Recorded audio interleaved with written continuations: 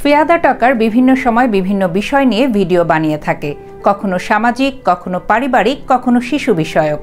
এমনকি যখন কোনো সাবস্ক্রাইবার বা শুভাকাঙ্ক্ষী কোনো ধরনের অনুরোধ করে সেই বিষয়েও ভিডিও বানানোর চেষ্টা করা হয়। তেমনি আজকের ভিডিওটি কোনো এক শুভাকাঙ্ক্ষী অর্থাৎ আমার সাবস্ক্রাইবার তার অনুরোধের ভিডিও। তার আগে সবাইকে আরও একবার স্বাগত জানিয়ে নিচ্ছি ফিয়াদা টকারে। প্রতিবাদ না করলে মানুষ পেয়ে বসে, আবার কেউ বলে ইগনোর করাই ভালো। আসলে কোনটা উচিত? জীবনে আমরা নানা রকম মানুষের সঙ্গে মিশি। কেউ ভালোবাসা দেয়, কেউ সাহায্য করে, আবার কেউ কষ্ট দেয়, কখনো কখনো কেউ অপমানও করে। তখন প্রশ্ন ওঠে, এই অপমানের বা অন্যায়ের প্রতিবাদ করব নাকি ইগনোর করব? অনেকে বলে প্রতিবাদ না করলে মানুষ পেয়ে বসে, আবার কেউ বলে সতর্কভাবে উপেক্ষা করাই সবচেয়ে বড় উত্তর। তাহলে আমরা কি করব? এই প্রশ্নের উত্তর একপাক্ষিক নয়, বরং এটা পরিস্থিতি নির্ভর, মানুষ ভেদে পরিবর্তনশীল। আসুন এই বিষয়টি একটু বিশ্লেষণ করে দেখি, কখন প্রতিবাদ করা উচিত আর কখন ইগনোর করাই শ্রেয়। নাম্বার 1, প্রতিবাদ আত্মসম্মানের রক্ষা। প্রতিবাদ মানে শুধু গলা ফাটিয়ে চিৎকার করা নয়, এটা নিজের অবস্থানকে স্পষ্টভাবে জানানো, অন্যায়ের বিরুদ্ধে দাঁড়ানো, নিজের সম্মান রক্ষা করা। যখন কেউ ইচ্ছাকৃতভাবে আপনাকে অপমান করে, ছোট করে কিংবা আপনার অধিকার কেড়ে নেয়, তখন চুপ করে থাকলে তারা বারবার সেটা করবে। তখন প্রতিবাদ না করলে আপনি দুর্বল হিসেবে বিবেচিত হবেন। উদাহরণস্বরূপ বলা যায়, যদি অফিসে কেউ আপনার কাজের কৃতিত্ব অন্যের নামে চালিয়ে দেয় আর আপনি কিছু না বলেন, তাহলে সেটা বারবার ঘটবে। আপনি যদি স্পষ্টভাবে, শান্তভাবে বলেন, এই কাজটা আমি করেছি, এটা আমার প্রাপ্য স্বীকৃতি, তাহলে দেখবেন পরবর্তীতে কেউ আর আপনার কৃতিত্ব কেড়ে নিতে সাহস করবে না।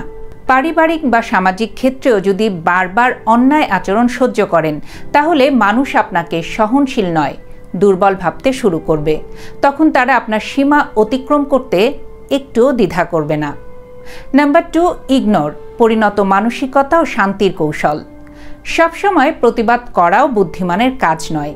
অনেক সময় কিছু মানুষ বা মন্তব্য এতটাই তুচ্ছ যে সেগুলোতে প্রতিক্রিয়া দেখানো মানে নিজেকে ছোট করা।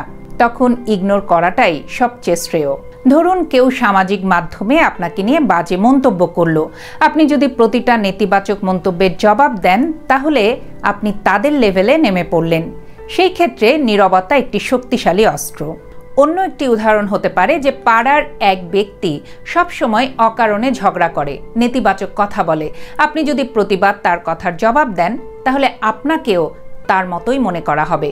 বরং ইগনোর করলে সে নিজের অদ্ভুত আচরণের মধ্যেই একসময় একঘরে হয়ে যাবে। নাম্বার 3, প্রতিবাদ না করা মানেই সবসময় ইগনোর নয়।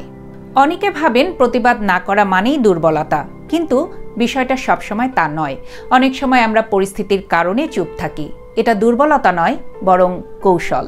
ধরুন আপনি একজন শিক্ষার্থী কিংবা শিক্ষক, আপনাকে অন্যায় শিকার হতে হচ্ছে।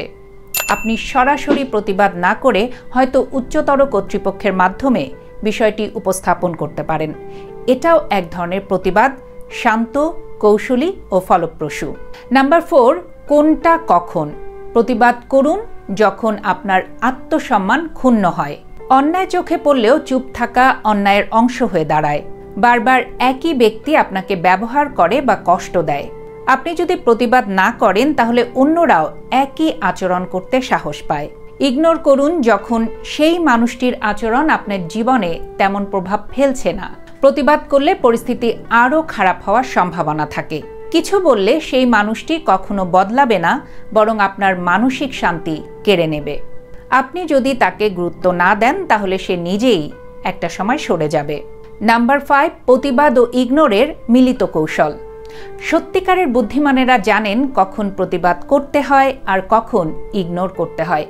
অনেক সময় আমরা প্রতিবাদ করি, কিন্তু তা হিংস্র বা অপমানজনক হয়, ফলে বিপরীত ফল হয়। আবার অনেক সময় ইগনোর করি, অথচ সেটা অন্যায়কে প্রশ্রয় দিয়ে ফেলে। যেমন কেউ আপনাকে প্রকাশ্যে অপমান করলো, আপনি সরাসরি উত্তেজিত না হয়ে হয়তো একটু ঠান্ডা মাথায় সম্মানজনকভাবে বললেন, আপনার কথা শুনলাম, কিন্তু আপনার এমন কথা বলা ঠিক হয়নি। এই ধরনের প্রতিবাদ একজন সংযত, সচেতন ব্যক্তির পরিচয় দেয়। নাম্বার 6, নীরবতাও এক ধরনের প্রতিবাদ। অনেক সময় আমাদের নীরবতা অনেক বেশি জোরালো হয়। যেমন কেউ আপনাকে অপমান করলো আর আপনি শুধু তাকিয়ে থাকলেন একটা কঠিন নীরব দৃষ্টিতে। সে তখন বুঝে যাবে আপনি কিছু বলছেন না, কারণ আপনি শান্ত কিন্তু দুর্বল নন। কেউ একের পর এক ছোট করছে আর আপনি শুধু আপনার কাজে এগিয়ে যাচ্ছেন, সফল হচ্ছেন। এটা এমন একটা প্রতিবাদ যার উত্তর তারা খুঁজে পায় না। নাম্বার 7, বাস্তব উদাহরণ। নেলসন ম্যান্ডেলা দক্ষিণ আফ্রিকার বর্ণবাদী নীতির বিরুদ্ধে লড়েছেন, কিন্তু সেটা রক্তপাত দিয়ে নয়, বরং শান্তিপূর্ণ প্রতিবাদ, যুক্তি আর সংগ্রামের মাধ্যমে। তার প্রতিবাদ ছিল ন্যায়সঙ্গত কিন্তু আক্রমণাত্মক নয়। মহাত্মা গান্ধী অহিংস প্রতিবাদের পথ বেছে নিয়েছিলেন। তিনি জানতেন কখন ইগনোর করতে হয় আর কখন জনগণকে নিয়ে আন্দোলনে নামতে হয়। নাম্বার 8, আজকের সমাজে প্রাসঙ্গিকতা। বর্তমানে সোশ্যাল মিডিয়া, কর্মজীবন, পরিবার সব ক্ষেত্রেই এই প্রশ্নটা আসে, প্রতিবাদ করব নাকি ইগনোর করব। একটা বিষয় মাথায় রাখা দরকার, আপনার মানসিক শান্তি সবচেয়ে গুরুত্বপূর্ণ। তাই এমন কোনো কাজ করা যাবে না যাতে আপনি পরে নিজেই পস্তান। যদি আপনি প্রতিবাদ করে শান্তি পান তবে করুন, যদি আপনি ইগনোর করে নিজেকে সামলে নিতে পারেন তাও করুন, কিন্তু কখনোই এমন কিছু করবেন না যাতে আপনার আত্মসম্মান হারাতে হয়। জীবনে অনেক রকম মানুষ আসবে, কেউ সম্মান দেবে, কেউ অপমান করবে, কিন্তু আপনি কিভাবে প্রতিক্রিয়া দেখাবেন সেটা আপনার উপর নির্ভর করে। সবসময় প্রতিবাদ করলে আপনি নেতিবাচক হয়ে পড়বেন, আর সবসময় ইগনোর করলে আপনি দুর্বল হয়ে যাবেন। বুদ্ধিমানের কাজ হলো বুঝে শুনে সিদ্ধান্ত নেওয়া, কখন প্রতিবাদ করতে হবে, কখন ইগনোর করতে হবে। এটা যদি আপনি বুঝতে পারেন তাহলে আপনি এক শক্তিশালী ও ভারসাম্যপূর্ণ মানুষ হয়ে উঠবেন। পরিশেষে বলতে চাই, নিজের আত্মসম্মানকে কখনো হেয় হতে দিবেন না, কিন্তু প্রতিটি তুচ্ছ কথায় উত্তেজিত হয়ে নিজের শান্তি হারানোরও প্রয়োজন নেই। জীবনের কৌশল হলো কখন কথা বলতে হয় আর কখন চুপ থাকতে হয়, এই দুটোর ভারসাম্য রক্ষা করা। ভালো থাকবেন সবাই, আর কখন প্রতিবাদ করবেন, কখন চুপ থাকবেন সে বিষয়টা ভেবেচিন্তে সিদ্ধান্ত নেবেন। আবারও নতুন কোনো বিষয় নিয়ে খুব দ্রুত ফিরে আসবো। চোখ রাখবেন ফিয়াদা টকারে।